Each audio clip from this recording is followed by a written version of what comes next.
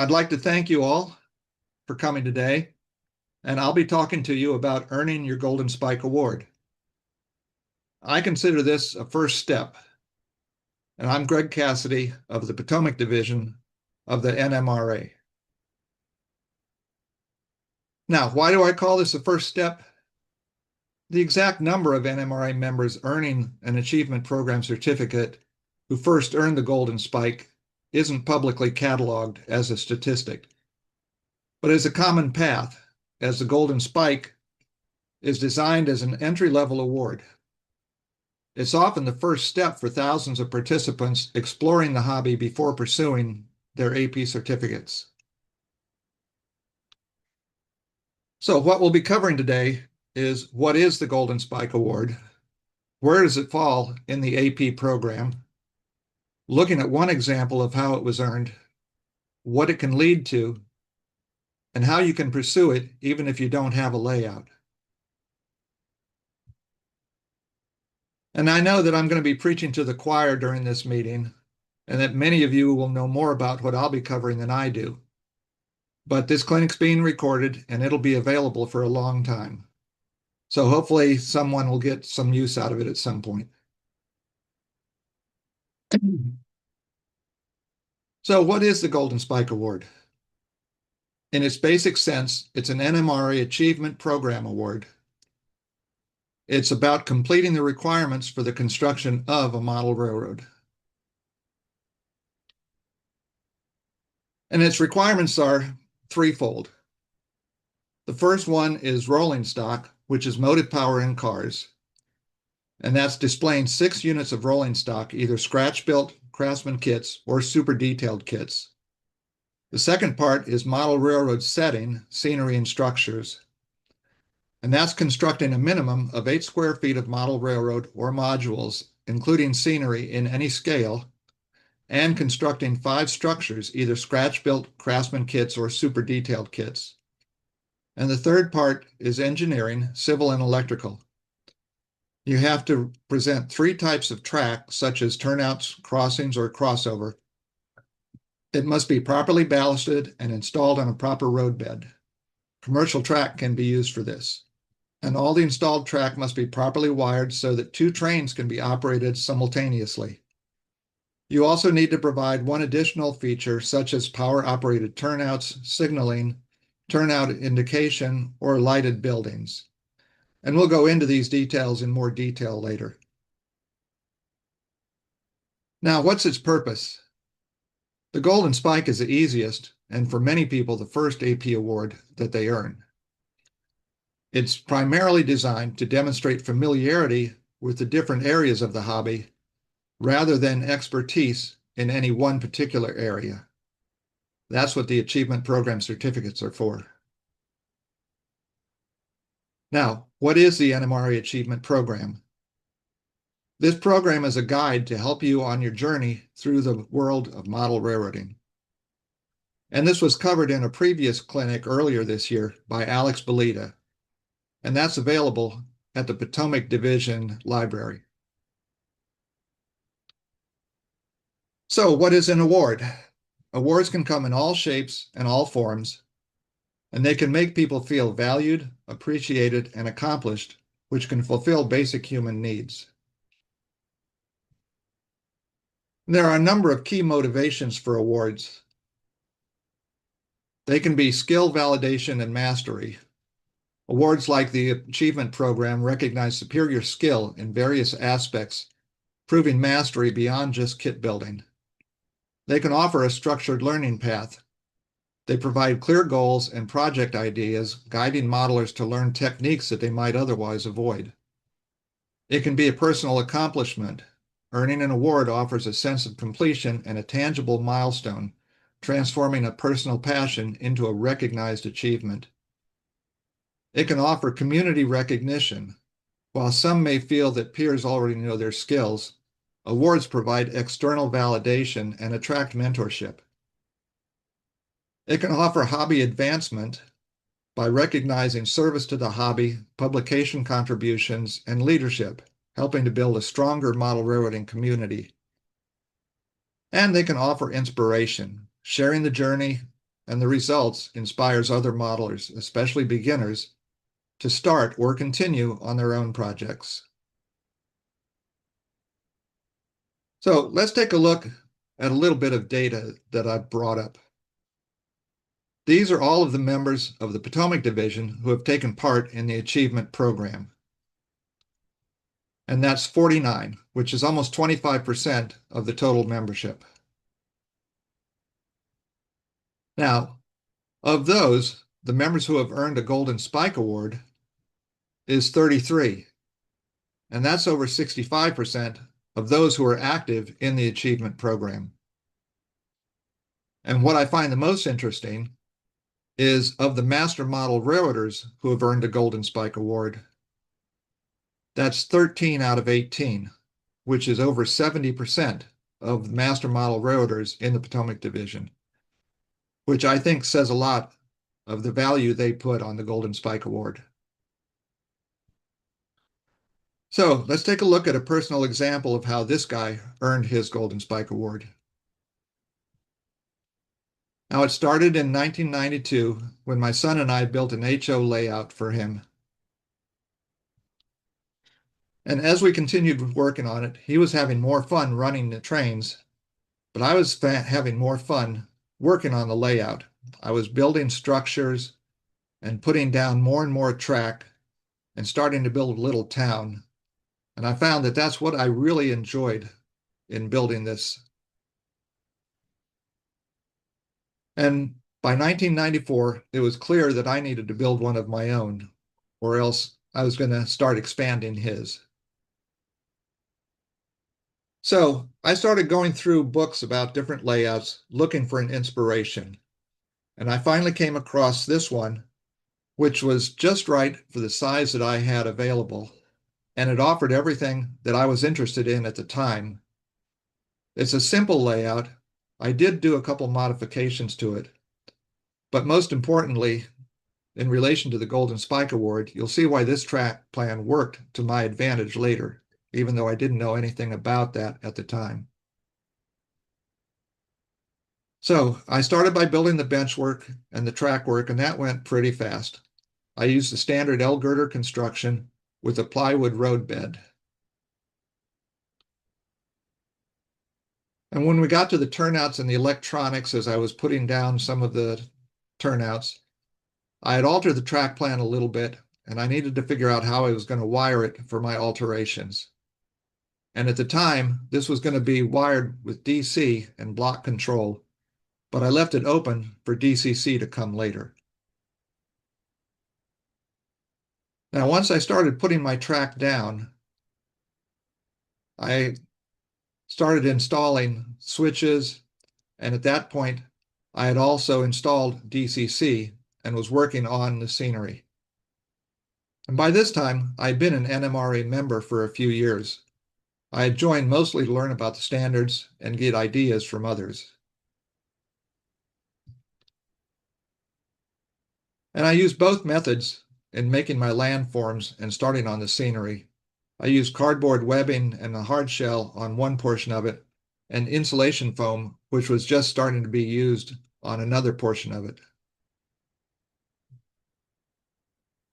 And within another year, the layout was starting to look like it was sort of finished. I had all of the track down and had it ballasted. I had put down some structures, and I had started on the scenery. Now, at this time, I had also joined the Maryland Central Model Railroad Club. And that was during the time I was building my layout. I was also spending a lot of time down at the club layout. And we were fortunate to have two master model railroaders in the club. And I was lucky enough to be able to spend a lot of time with one of them. And at that point, since my layout was relatively finished, at least to a certain point where I could use it, I spent more and more time down at the club, which meant spending less time on my layout. But it was great because I was learning more and more about construction, about track laying, and about electrical, and about just running trains in general, as we did have operating sessions. And boy, I wish I had kept track of all of my time dispatching back then. But by 2000, the church had changed hands and we had lost our lease. So we had to tear it down and move out. And if any of you have had to tear down a layout, you know how that feels. Now, we spent some time looking for a new location for a club layout. And during that period, we merged with another club and we reformed as the Rockville Model Railroad Society, which gave us more members, but that didn't help any in finding another location for a club. We had a couple sites that looked optimistic, but all of them fell through. And without a club layout to work at, I started spending more time back on my layout and realizing that I still had a lot to do if I wanted it to look finished. So I started looking at what I really enjoyed about building the layout the most. And I found that building structures was what I liked the most. And there were still places on the layout where I could add some. So if I found a new structure that would look good on the layout, I'd go ahead and build it and find a place for it. But I was starting to run out of spaces on the layout, especially where I could put something where it made sense. But that didn't stop me from building structures because that's what I just really enjoyed. So I kept building them and I just started putting them on shelves. And at this time, I also started building them for friends, gave me another outlet to get rid of stuff that I had built. And I started building them for a few clients as well. Now, it was about this time that I started discovering that I could earn awards for what I had built. I had started entering them in our county fair and a couple NMRA popular vote contests. About this time, I also came across New Tracks Modeling, which was an online Zoom show that met 2 times a week. And I got heavily involved in that show. And while I was there, I made friends with another local who was on there, Martin Brechbiel. And as I got to know him, I started getting more involved in the Potomac Division. And that led me to meeting Matt Thompson and Lee Stormer. And it didn't take long before Lee suggested that he set it up for Matt Thompson to give a presentation for our club about the AP program. So once he did that, that got me to thinking about whether I could complete one of those achievement programs. So I went and read what they were all about. And at this time, Matt was leaving and Martin was becoming the AP coordinator. So I went ahead and got in touch with Martin and asked him if he could come by. I had a client's model that I had just finished and I was going to have to send it off to him. So I asked if he could look at that and also look at one that I'd built for myself a couple of years previously. So Martin and Alex came by, and while they were there examining them, I mentioned that I had been looking at the Golden Spike Award. And it looked like what I had built might qualify. And you'll note that this was almost 30 years after I had joined the NMRA. I am sometimes a slow mover. So this brings us back to the Golden Spike Award. And I asked Martin and Alex if I should fill out the form, and they said yes. So this is where the simple track plan that I had put down actually paid off. And if we look at what's required for the Golden Spike Award, first you have rolling stock, the motive power and cars. You need to display 6 units of rolling stock, either scratch-built Craftsman kits or super detailed kits. And I had plenty of cars and locomotives, and many of them were super detailed. For the second part, the model railroad setting, which is structures and scenery, you need to construct a minimum of 8 square feet of model railroad or modules, including scenery in any scale. And you need to construct 5 structures, either scratch-built Craftsman kits or super detailed kits. And if a module has less than 5 structures, additional structures separate from the scene may also be presented. Now, I had much of my scenery done, and I had lots of structures on the layout. Many of them were highly detailed or Craftsman kits, and a couple were scratch-built. And the engineering, civil and electrical, was where my track plan really paid off. You need to have 3 types of track, such as turnouts, crossings, crossovers, etc. All must be properly ballasted and installed on a proper road bed. All of the installed track must be wired so that 2 trains can be operated simultaneously, such as a double track main, a single track with sidings, and block or command control. And you need to provide any one additional electrical feature, such as a power operated turnout, signaling, lighted building, etc. So if we look at the simple track plan that I had plenty of turnouts. I had 22 of them.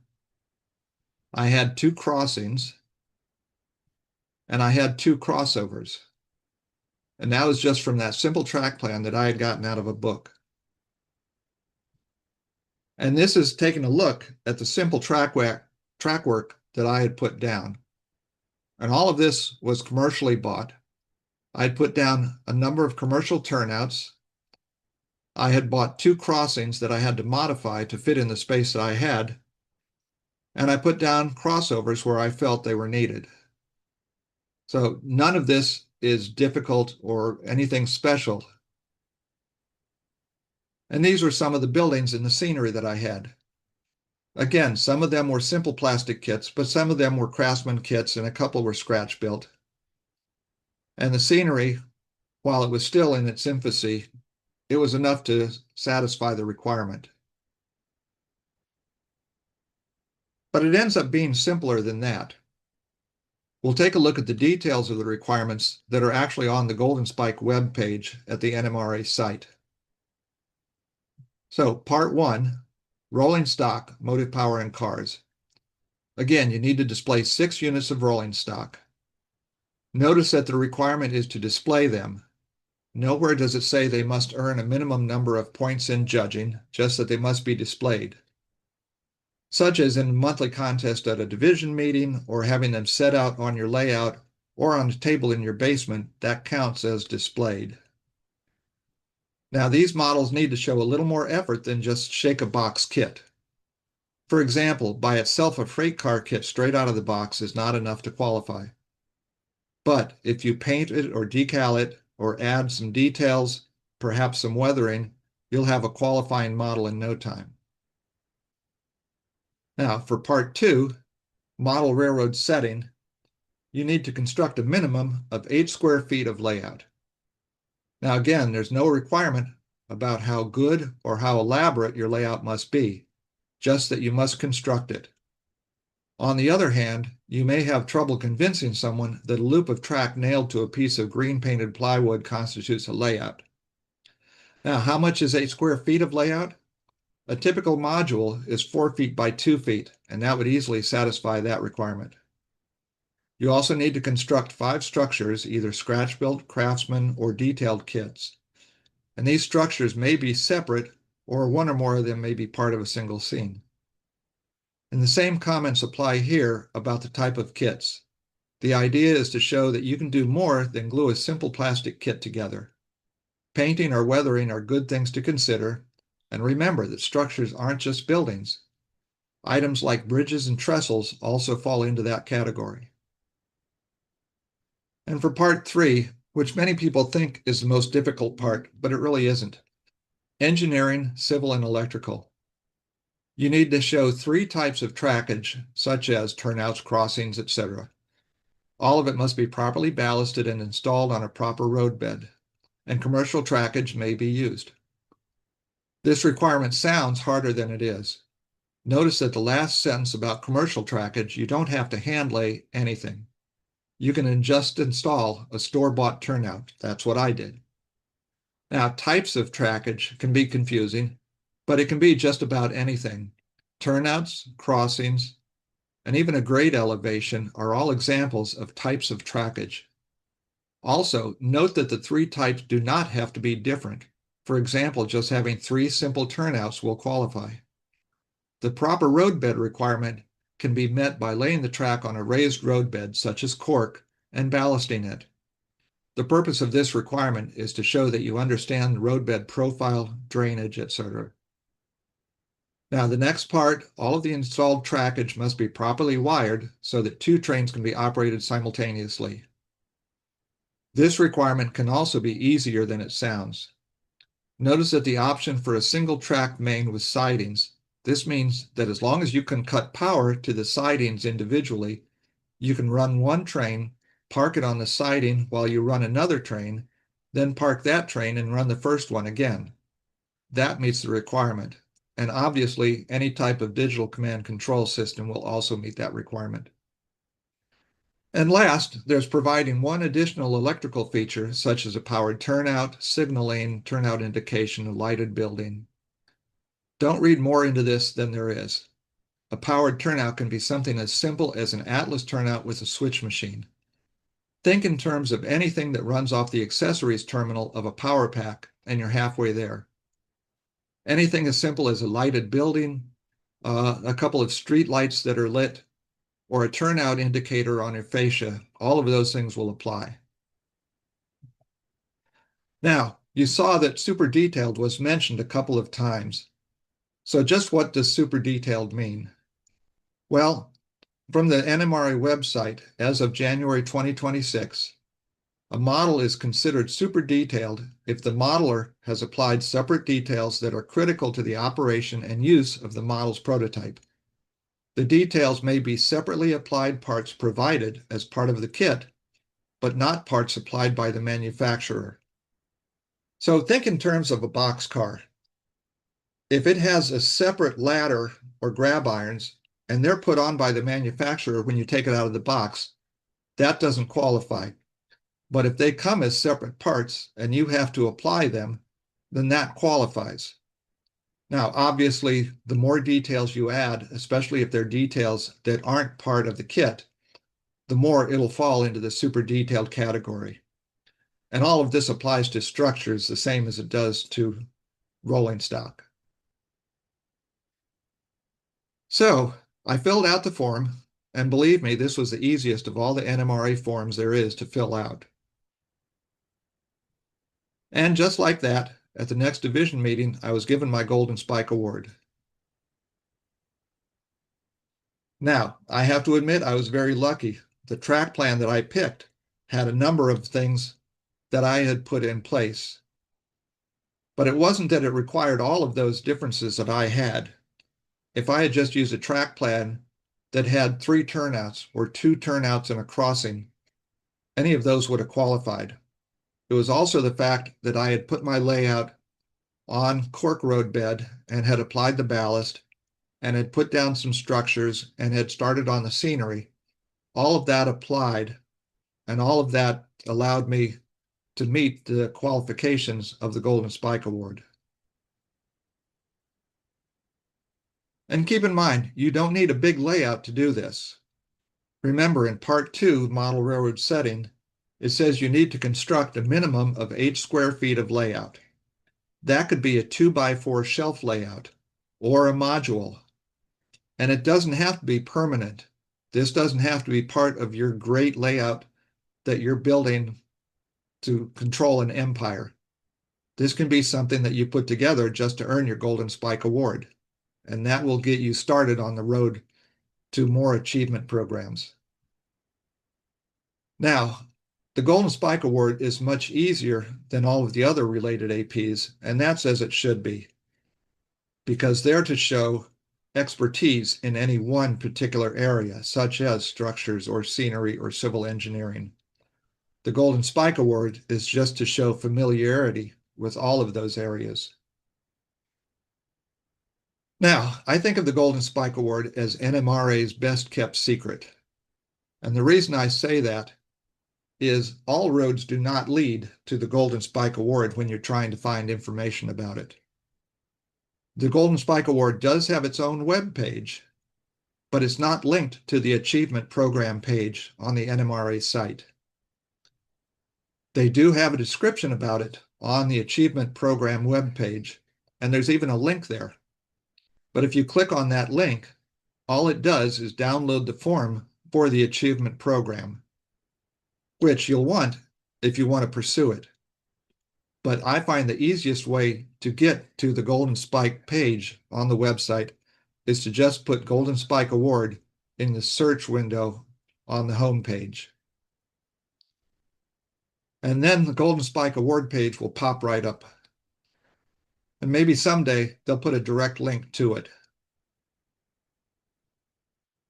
And one thing to make note of, you can't already hold Master Model Railroader status and then apply for your Golden Spike Award.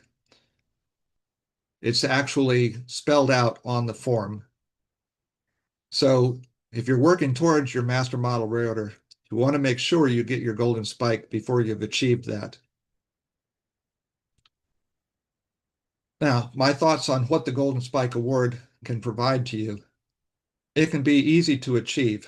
Witness that I was able to with the first layout that I built for myself when I didn't even know that I was going to be chasing any type of achievement program. It can be the carrot that moves you towards other achievements. I credit earning my Golden Spike Award as the first steps toward earning the rest of my AP certificates, and I so far have 4 of them. And I don't think I'd have even gotten past the first one if I hadn't earned my Golden Spike. So what's been keeping me busy since I earned the Golden Spike Award is primarily building kits of structures for friends and myself when I can fit them in. I've got a very active YouTube channel where I post up everything that I build. I'm still very active in the Rockville Model Railroad Society. Even though we don't have a clubhouse, we meet weekly, and we have a display layout in the Silver Spring B&O station, and it's constantly requiring maintenance that we go down and take care of. We are a 501c3, so we're often getting donations and consignments that we take to the Timonium Train Show to sell. And the proceeds of that go to funding our scholarship program. That's now in our 5th year of giving out scholarship to high school graduates who are model railroaders. And like the last few years, the 2026 award is for $2,500. I've also been kept busy building an ON18 micro layout that I just finished recently. And this is another attention getter for our display table. And I'll take this to Micro Madness meets, which I enjoy going to. And I've also, for the last year, been extremely busy in the Potomac Division. That's kept me very involved.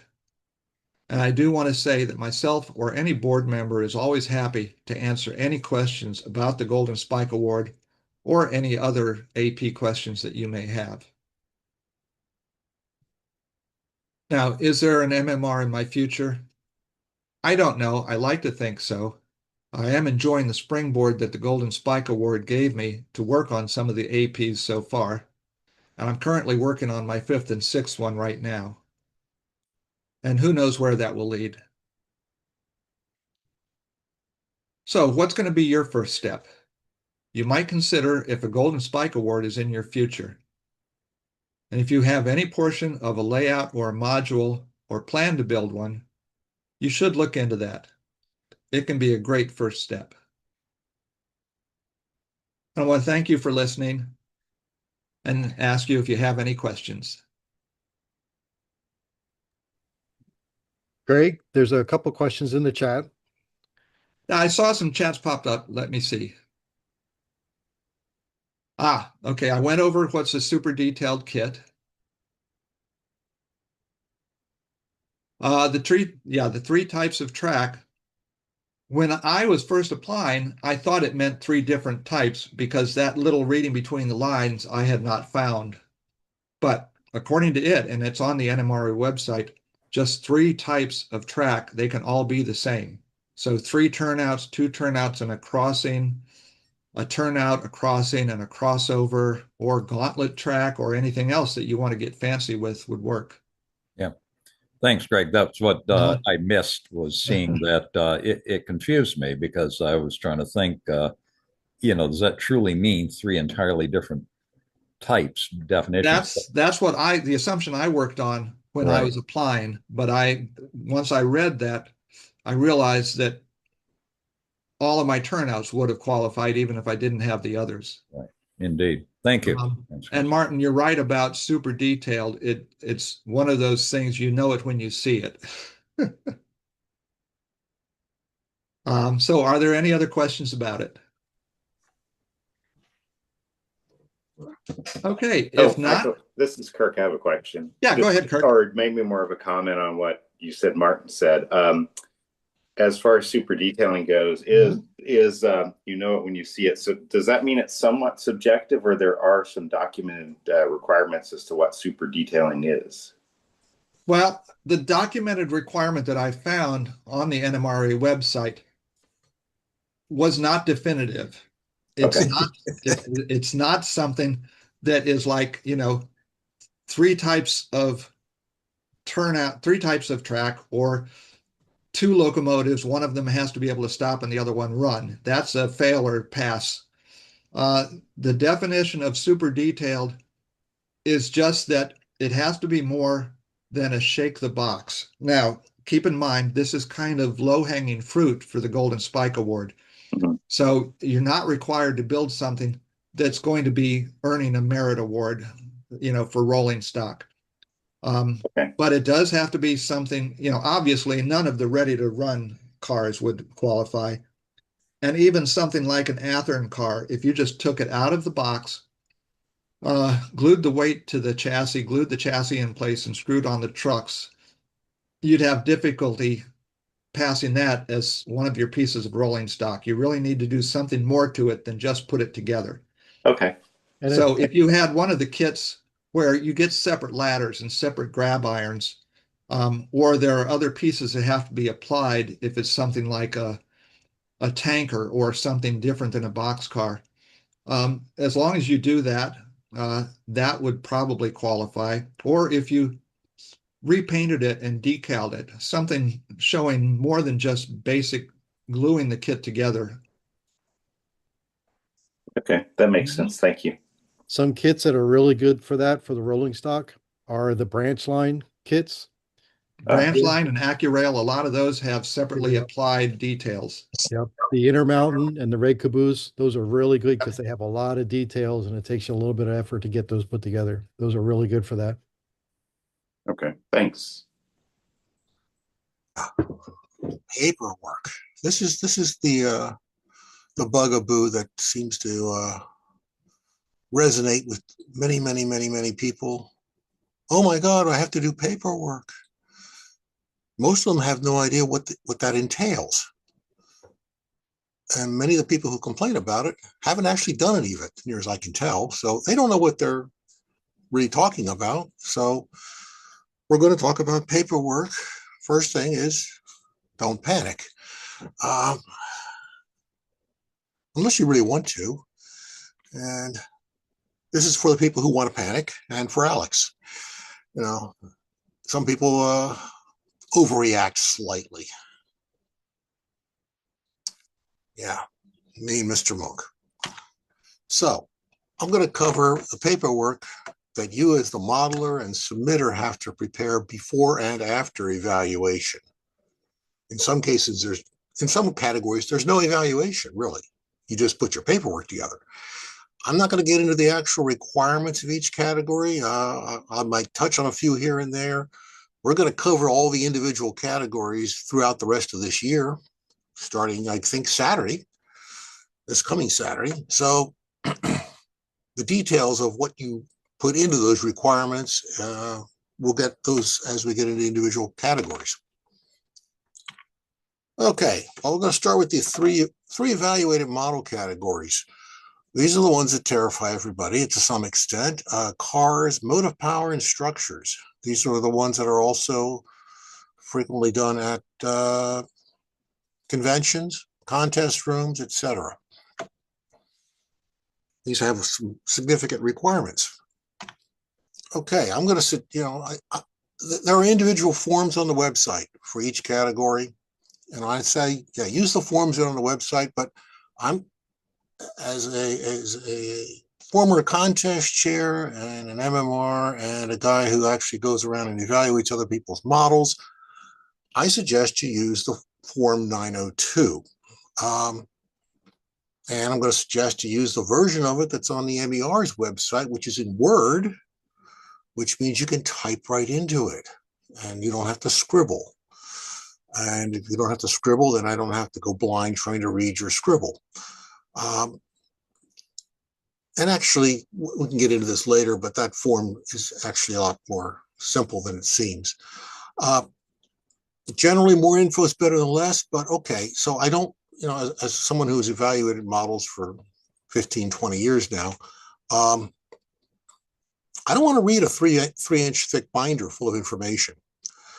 I want to read a page or two per maybe evaluation category, there being 5 categories. So a really clear, succinct description is what's really needed. We don't need your life history about while building this model. We need to know, what did you do? What did you make? Why did you do it? What did you include? So, and put the most important info where it can be found. I don't want to dig through that 3-inch binder to find stuff. I have done that. It's irritating, it's annoying, and it's a waste of everybody's time. When you want to put together a 3-inch binder, that's great. Write an article from it and send it into the NMRA magazine. So here's the 902 form. This is the base 902 form, which is obsolete now because it says judges, and everybody's all upset about being judged. Oh dear, how terrible. So I created a new version of it. It's a score sheet for merit award evaluation. It's a Word document, so I edited it. Big deal. It's not hard to do. What I like about this form is it has little boxes you can check off, and I think those are useful to everybody as modelers because it prompts you to think about what you actually did. Did you draw with plans? Did you cut and fit metal, plastic, wood, cardstock, glass? And you suddenly realize as you're writing it up, oh yeah, I did do that. I should check that box. And I'll add in a sentence or two. So yeah, and you can type right into this form, or you can just say, where it says type data, you can type in see attached and write your information on a separate page. You don't have to actually put it on this page even. It's just a good way to get organized. So you see all 5 categories. There's some cues down here, particularly when it comes down to finish and lettering. And I think that's useful for your being evaluated, and it's useful for people doing the evaluation to look at it and say, oh yeah, he did this. Let me go find the text about that. So this is a really useful form. I sent this form to Ernie. It's on our website somewhere. I don't know where. Sorry about that. Somewhere in the AP area. So how do you use this form? I think it's, just type everything in concisely, add additional pages. Evaluation guidelines. They're not called that yet because the revision of the judging guidelines hasn't been made yet. It's an ongoing effort, apparently, at National. Honestly, I think that these guidelines are actually some of the best documentation that the NMRA has ever put together. So I hope they don't mess it up too badly by revising it. So I think you want to tailor your write-up to meet that guideline form. And one of these things that's important is, you got a model sitting on a shelf that's been there for 10 years. You're going to have a hard time filling out a form because you're not going to remember what you did unless you took notes and pictures and kept them. So that's kind of important. So there's a tip. If you're going to be doing a car, a structure, a piece of motive power for AP, and you think you're going to do it for the AP program, collect your documentation as you go along because you're going to need it later. And here's the Achievement Program Judging Guidelines. Look, note the date. It's 2006. It's a little stale, but it's surprisingly good and useful. So this is on the National website somewhere. I say the word somewhere, not unlike the Golden Spike. There's a link to it somewhere. You stumble around for 20, 30 minutes looking for it, but get a copy of it. If you don't have a copy, can't find it, bother me. I'll send you a copy. I've got plenty of copies of it as a PDF form. It's very useful. So there's the key question. So what did you try to do? How well did you do it? There's the criteria. So there's construction. It's 40 points. There's a bunch of stuff. Tell me what you did to make the model. How complicated it was. Simple enough. Conformity. Oh, how close is it to a real prototype? If it's freelanced, well, then make a good argument that you followed prototypical practice. It does say in the guidelines that if you don't have plans, photos, or documentation, the recommended limit without documentation is 15 points. It's a very important key there in the red ink. It's recommended limit. 95% of the people who do evaluations seem to think that it's an absolute limit. The wording is not such. It is recommended. I've gotten plenty more than 15 points on models in the past when I've had them evaluated. All these slides will be saved and put on our website somewhere, and it's on YouTube. So you can go back and read this in detail. I'm not going to read these slides to you. That's boring for me, and it's worse for you. Detail. How much detail? Add as much as you can. So this is a key point. If you're going to build a model for AP evaluation, don't build something that's a plain Jane model that has no detail on it. I mean, you're going to get it perfect probably, but detail, there isn't any. So maybe that's the detailing of it. It lacks detail, but that's not going to get you a lot of points. So your list of what you've made and added is pretty short. So you want to choose a model that has lots and lots and lots of detail that you can add to it, and then add it all. Finish and lettering, make it look pretty, but make it look like it matches maybe that prototype photo you have.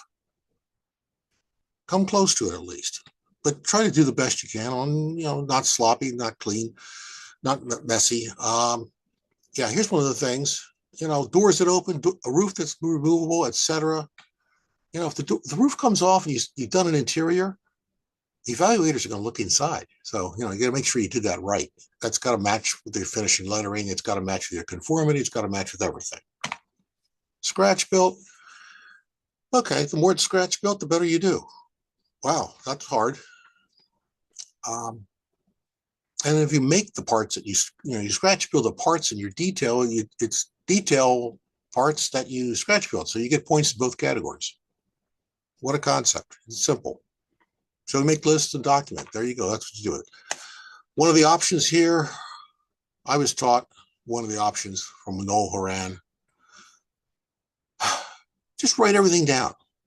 Write the entire article basically, copy and paste it in all 5 areas, and then edit out, scratch out the parts that don't belong.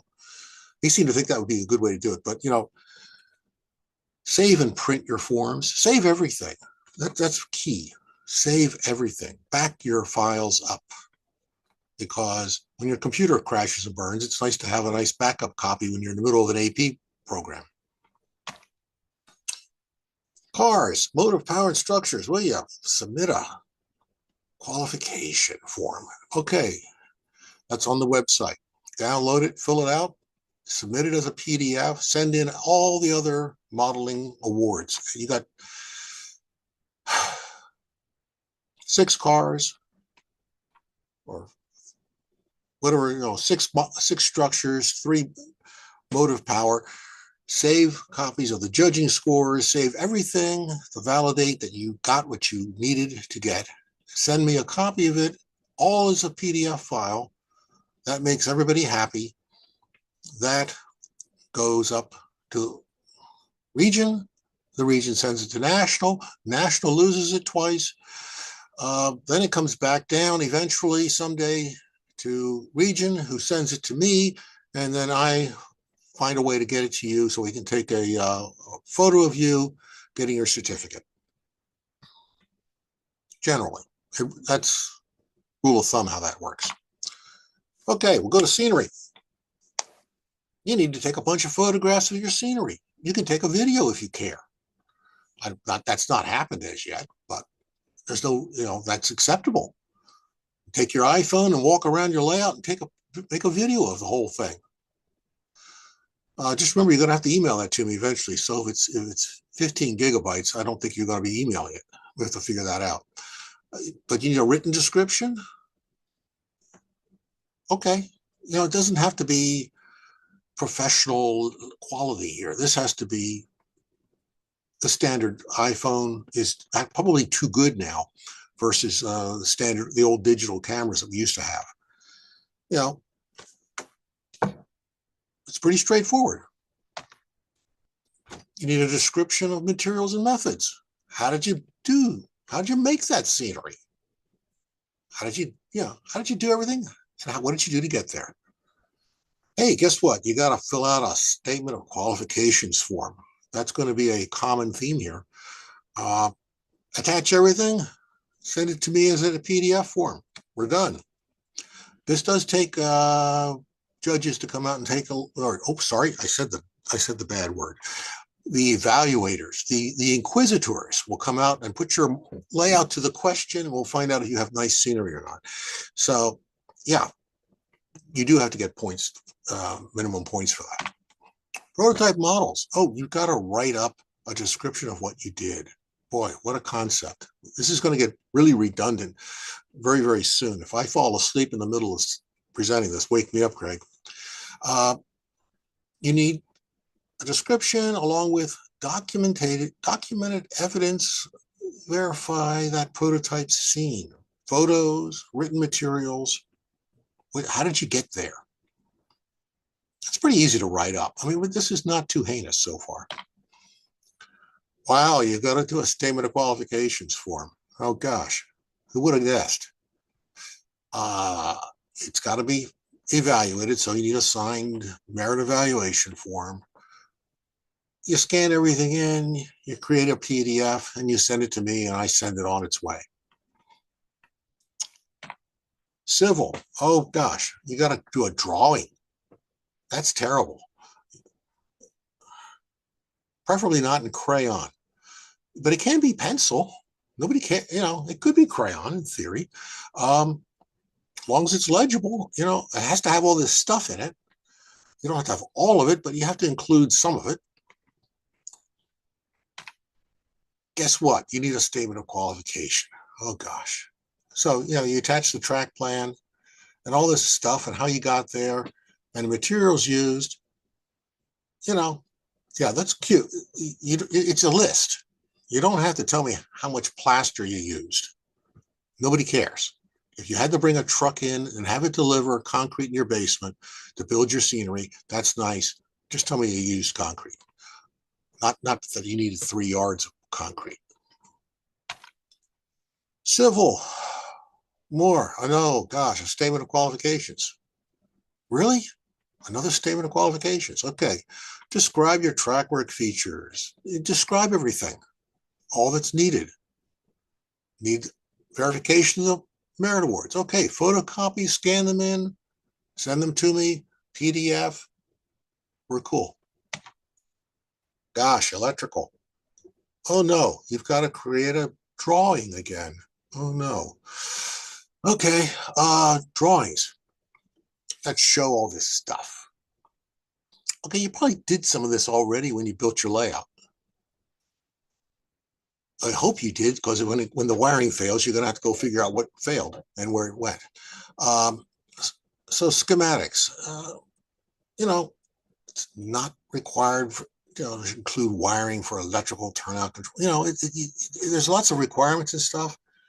Some things you have to have one from 6 required items here, but you don't have to have everything. And as Greg was saying at one point, don't read in between the lines to look for things that aren't there that you need to include. What it says is exactly what it means. You got 6 required items. Well, do 6 required items. Don't look for others. Schematics and drawings. Lots and lots of drawings. I haven't done electrical. This is why I don't feel like doing drawings. My hands aren't as steady, and I can't use a ruler anymore well enough. But hey, guess what? You need to do a statement of qualification. Oh gosh, and it has a list of things. There's a signed witness certification form. Okay, so I and my minions show up, look over all your track work stuff, say, hey, it all works and you got all the stuff on the checklist. Your drawings are good? Put a staple in it. After you scan it in, send me the PDF, and we're good to go. Fill out your statement of qualifications, send that to me. There's no really merit evaluation. It just has to be reviewed and says, yeah, he's got everything. It's all there. And it works. That's kind of important. It has to work. That's pretty straightforward, actually. Dispatcher. Okay. You need a drawing of a model railroad layout, meeting all the conditions and stuff. Okay. It doesn't have to even be one of the layouts you even worked on. You just draw anything you want. It would be nice if it's the one that you actually did your dispatching work on, but it doesn't have to be. It has to be neat and readable, but it doesn't have to be in ink. You want to use Sharpies. You want to use crayons.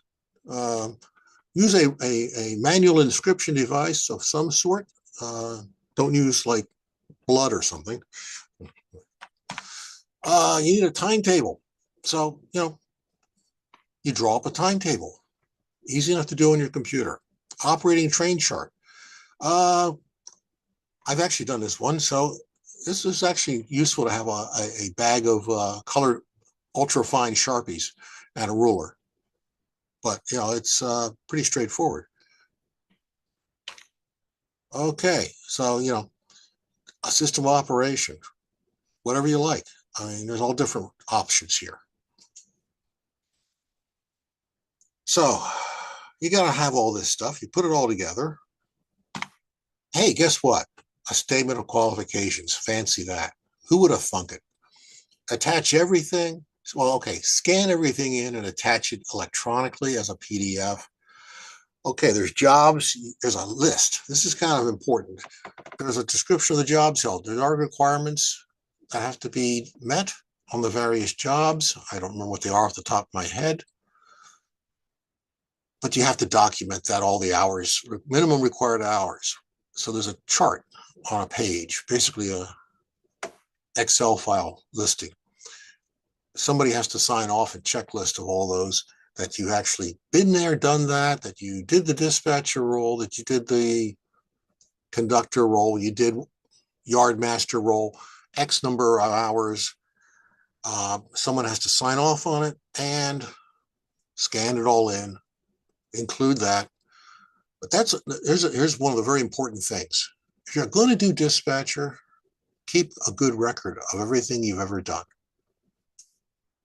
Going back 6 years, 10 years, or more, to find the guy whose layout that you think you worked on for 3 hours as yard master, who has since passed away, it's going to be hard to get his signature.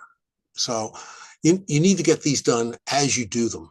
Keep good records. Collect all your hours, time on each category as you do the category. Official. Oh boy, this one's terribly difficult on paperwork. You fill out a statement of qualifications and somebody signs as your witness. So, I just signed Ernie's because as superintendent, he's qualified to get official. And I was the prior superintendent, and I said the other option here on people to get signed this would be your secretary, if it's at the regional office, or whoever.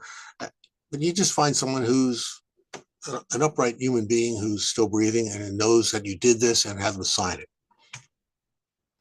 Pretty straightforward. Volunteer, it's the same thing basically, except here's something really important about volunteer. This takes a lot of time sometimes. This can take many years. This is like dispatcher on keeping your records of what you did and when you did it and where you did it. Keep that list up to date, signed off on, going back 6 years, 10 years, 15 years. Oh yeah, I helped out at the convention at wherever. Yeah, good luck. You're not going to find someone to sign that. So keep a good copy of your records. Author.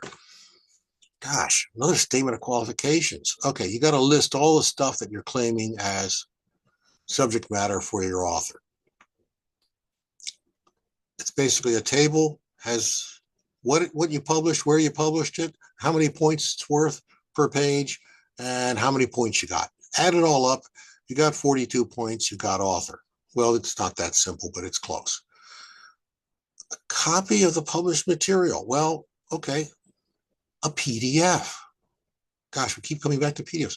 And you stitch all the PDFs. If you can't bind PDFs together because not everybody has the software, just send me all the individual PDF files. I'll bind them into one document. It's not a hard thing for me to do. That's pretty easy. Record keeping. Okay, I mentioned this like 19 times already, but this is on you to keep up to date. I don't keep records for you. As the AP rep for the division, that's your problem. I mean, if you want me to sign something that I know you did for like volunteer or something, yeah, I can do that. Or for official, whatever. Keep copies of everything. Every time you get something, you've done something in volunteer, dispatcher, whatever, get someone to sign off on it, save that form, put it on your computer, back it up 3 times, and one place not on your computer because hard drives fail. I've actually had a hard drive fail once, but since I had 2 hard drives and they were automatically duplicates of one or the other, I just threw the bad one away and got a new one, but lost nothing. Put everything together as PDF files. This is what National wants. They don't want me mailing. You know, once upon a time, I know I did this for my author certificate.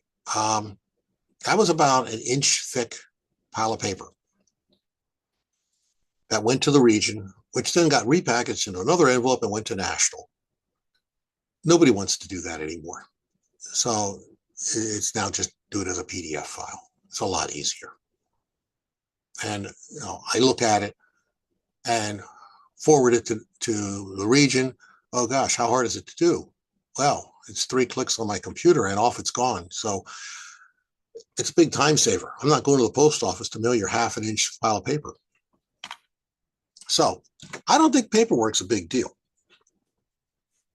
I mean, it's pretty straightforward, actually. I don't know what they're looking for, what people are objecting to. But it's not a major investment in time. So don't let the mythology get in the way. People like to complain about things. In fact, that's what a lot of people are at their very best at doing. That's their best talent. There's no AP award for complaining, but if there was, everybody would have one. Yeah, read the requirements. Don't read requirements into the requirements. There's nothing in between the lines except space. You know, keep good records for everything. And if you got a question, ask me. And if I don't know it, I'm going to ask Kurt over in Chesapeake, who's the region coordinator. And if he doesn't know, he'll send it straight to National, and we'll get an answer. And every now and then, things have been changing and redefined in some of these categories. Case in point, author now includes all kinds of electronic publications and YouTube videos and all that fun stuff and all that jazz. 5 years ago, they had no idea how to award points for it. Now it's on the website. So, and I think that was in part a lot of pushing by me and Kurt to get that done, because time has changed. And I'm going to stop there. So, questions? I might have answers if we're lucky. Yes, I have a question. Uh-oh. And I might have mentioned this or asked you about it before, but I don't remember. But this way it'll be on record. Oh, no. For the things that require signatures, such as dispatch or volunteer, especially. Yeah. If we're keeping the records electronically, is putting in their initials the same as them signing off? As long as you can tell me who those initials belong to. Okay. So you may want to have them. So what I did, I just took that list around with me and let people add to it as I did my dispatcher stuff. Mm-hmm. And then I periodically would just scan the whole page in and get an updated, once a month or after every session, I would scan it and make a backup electronic copy. But yeah, I would just put your name on it. Okay. Initials are okay, but there's room for it. Because somebody's going to ask you someday, maybe, and you're going to look at some scribbled initials and say, "Who the heck was that?" And it'll be there 14 times. If it's there 14 times, you'll probably remember who it was. But if it's that one solo oddball one that you did when you were traveling to one of the national conventions and you did one day somewhere that you're never going to go back to ever again, you probably want to write that one down. Okay, but it does have to be a physically scrawled in name or initials. Yeah. Okay, because what I had done, I had 2 different forms for volunteer that I was having people sign. Yep. And you can just staple the 2 of them together. You don't have to make them photocopy one and, Okay, because I was starting to put one together on my computer and I would just type in the initials. No, don't worry about it. It's a PDF file now. It's insignificant electronically in size. Okay, so if it's not all nice in a line, if I have 4 signatures on this one and 6 on that one or something, that's okay. I don't care. Thank you. If I care enough to actually invest the time in it, I can cut the page into 2 pages in half and stitch them back together. But honestly, I'm not going to care that much. It really doesn't matter.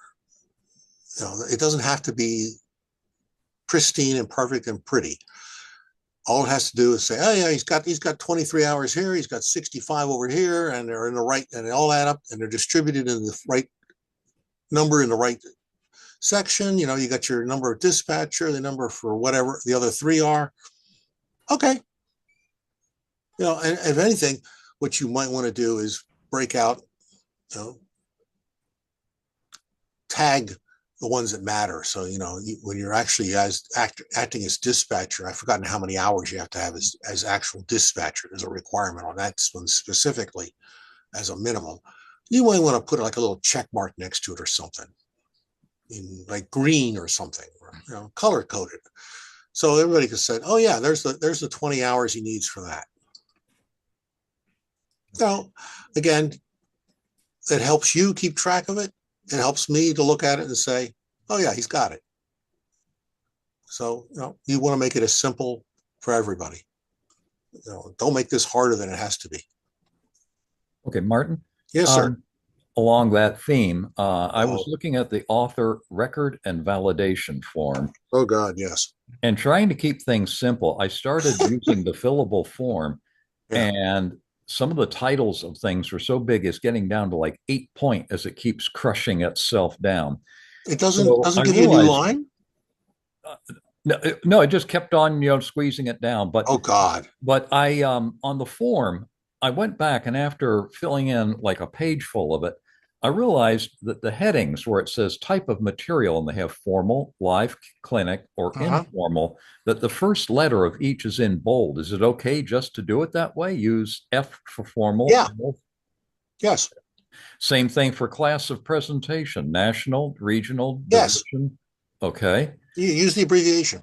Okay. And for title and date, again, if it's a long one, since I'm going to be attaching copies PDF, right? Is it okay to say PDF file number 1, number 2, and just a couple words that? Right. I was just going to say, like the first 5 words of the title. Okay. And say number 1. Okay. Number 5. Whatever number it is. And then where it's number of pages is, I'm obviously using the guidelines or the rules, whatever you want to call it. So it's my call, but it subject to the evaluator to review that and adjust. Yes. According. So I go ahead and make a whack at it based on my assumptions and readings of the requirements. Yep. You think you have 8? I look at it and say, no, you got 7.5. Yep. Okay. Well, that makes that a lot easier if I can do that. If I could just say PDF number 123 Yeah. on down the line with a few words describing it. Because, trying to type in Battlefield Baptist Church Minicon, well, there goes a big chunk of a little tiny little box there. No, that's a divisional Yeah. clinic. Yeah. Okay. Division clinic. Oh, I Clinic can at just, division level. Yeah. okay. Yeah, you could put like a note there if you want to, and as to where it actually took place. Sometimes that's people do want to know where it happened, but you can, as long as I can come back to you and say, yeah, that was at where, and you know where it was. Okay. Well, the clinics I've done, that's easy enough. I just attached the PowerPoint thing as a PDF. Right. Okay. All right. Well, that clears that up. Thank you. Hey, Ken, one thing I learned from the professional author here, when you're titling your stuff, use short names. Yeah, well, sometimes that's not possible, but it's a good point. If it fits in the box on the form, that's long enough. Okay. That takes a little bit of advanced planning, though. All right. Do we have any more questions on either of the presentations today from anyone? And if not, I want to thank you all for coming. I'm sure that if Ernie was hosting, he'd tell you about the next virtual presentation, but I don't have my schedule here to know what it is. I have the schedule. But while Martin's digging that up, I will say that we have our annual meeting next week. And I hope to see all the smiling faces who are in the area that can make it by. Yeah. Saturday, we're going to cover structures and scenery. Right. And the next virtual one is June 21st. And oh boy, this is going to be really, really, really, really short. I'm going to cover official and volunteer. Okay. Official will take about 15 seconds. Volunteer takes about 3 minutes. So people have lots of questions ready for Martin. Yeah. No, actually, volunteer can be complicated. The wording that they have used on volunteer has gotten obtuse.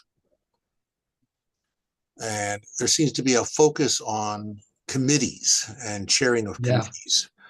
To which I've told our superintendent, whenever somebody volunteers to do something, form a committee and make him head of it. Mm-hmm. And that'll solve that problem. So when in doubt, get on a committee. If you're bringing the food to Saturday, and I think Ken's bringing the food to Saturday, or the coffee or something, he's on the libations committee, and will earn the appropriate number of points for that event. And Ken, you notice what Martin did there? Instead of saying the food and coffee and donuts committee, he called it libation committee. So it'll fit in that little box. There you go. It works for me. Yeah. Well, take notes and carry on, Yeah, build models, keep calm and build models. There you are. All right. Well, I guess that will end it. I want to thank everyone for showing up.